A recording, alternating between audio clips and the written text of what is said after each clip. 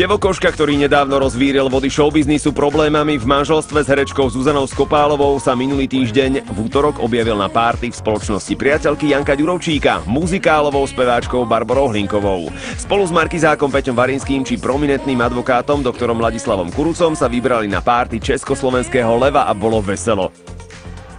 Spieval Igor Kmeťo, tancoval Oliver Andráši,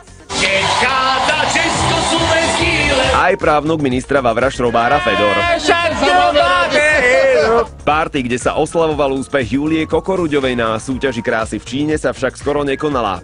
Pozrite na ruku Jožka Oklamčáka. Pri majstrovaní na chalupe sa mu do nej zapichol hrdzavý klinec. K lekárovi išiel neskoro a skoro to zle dopadlo. Ešte, že má takého kamaráta, ako je pán profesor William Fischer, ktorý s ním všetkých svojich kolegov obehal a potom si mohol pekne zaspievať.